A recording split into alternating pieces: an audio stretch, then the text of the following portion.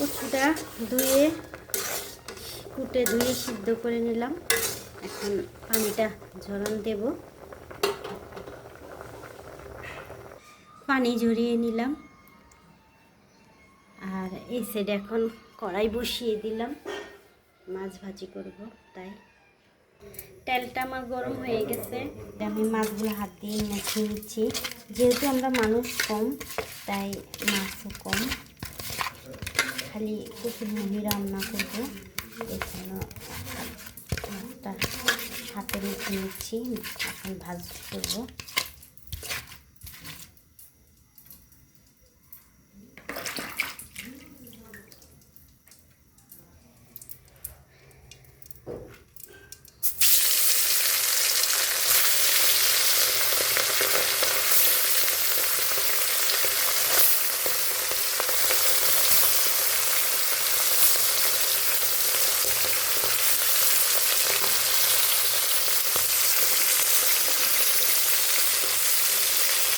কচুগুলো আমি আগে বসিয়ে দিচ্ছি কষানোর জন্য।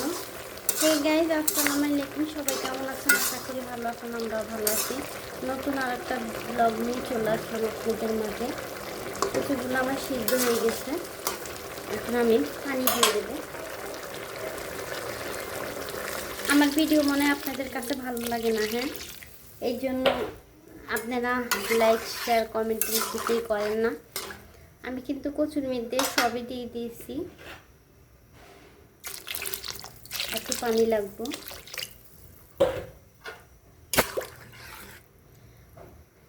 আর এখন মাছগুলা দিয়ে দেব।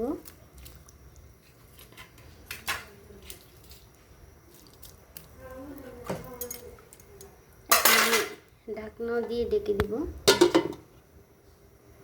ওই সাইডে তরকারিটা হতে থাকুক, আর এই সাইডে আমি এখন গুঁড়া মাছের তরকারিটা বসিয়ে দেব। দিয়ে দিলাম পেঁয়াজ, কাঁচামরিচ, আর এখন দিয়ে দেব পরিমাণ মতো লবণ,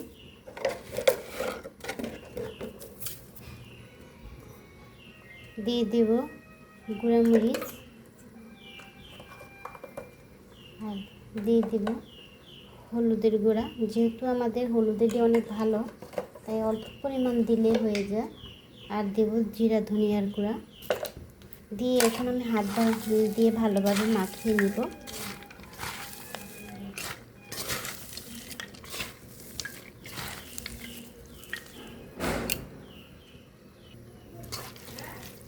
রসুন বাটাও দিছি লগে দিয়ে এখন হাত দিয়ে ভালোভাবে এভাবে কষলে নিচ্ছি। আমি কিন্তু একটু পানি দিই নাই, হাত দিয়ে কষলানোর পর পানি বের হয়েছে। এখন আমি গুঁড়া মাছগুলা দিয়ে দেব। এগুলো কিন্তু হাতে ধরা গুঁড়া মাছ। দিয়ে এখন একটু ভালোভাবে মিশিয়ে নিচ্ছি সব। এখন পানি দিয়ে চুলার উপর বসিয়ে দেব একটু তেল দিয়ে। আমার হাতে তেল লেগে যাবে, তাই আমি তেলটা একটু পরে দেব। চুলায় বসিয়ে দিলাম, আর এখন আমি তেল দিয়ে দেব।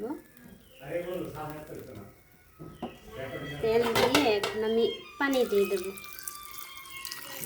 অল্প পরিমাণে পানি দেব। ধনিয়া পাতাও দিয়ে দিচ্ছি। দিয়ে এখন একটু নাড়াচাড়া দিয়ে দিচ্ছি। গুঁড়া মাছের তরকারিটা আমার হয়ে গেছে। এখন আমি ধনিয়া পাতা দিয়ে দেব। ধোয়ার জন্য একদম কিছু দেখা যায় না। আর এখন আমি ধনিয়া পাতা দিয়ে দিচ্ছি।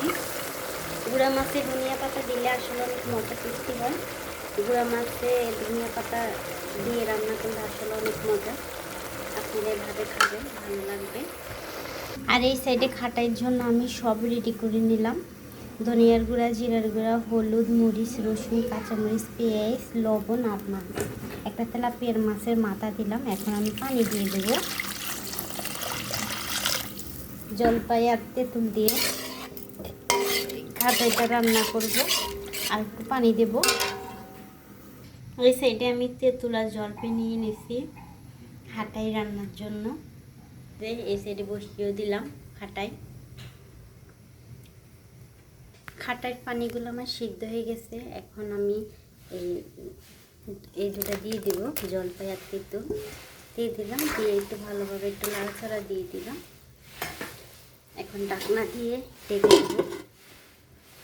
খাটাই কিন্তু আমার হয়ে গেছে। এখন আমি বাগার দেব, যে এখানটা কড়াই দিয়ে দিলাম।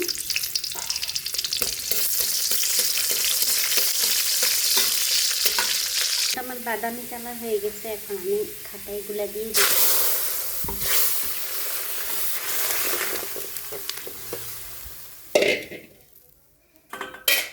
আর এখন ধনিয়া পাতা দিয়ে দেব।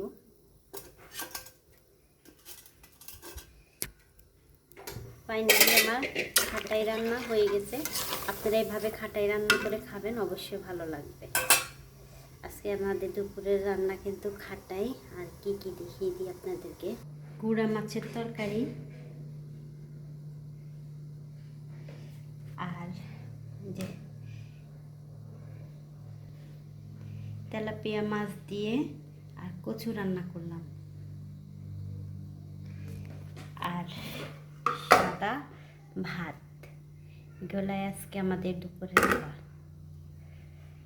আবার দেখা হবে নেক্সট ভিডিওতে। আল্লাহ হাফেজ। সবাই আমার চ্যানেলটা লাইক, শেয়ার, কমেন্ট করবেন, সাবস্ক্রাইব করবেন, বেশি বেশি করে দেখবেন, আর কমেন্টে জানাবেন রান্নাগুলো কীরকম লাগছে আপনারা রান্না করে খেয়ে। আল্লাহ হাফেজ।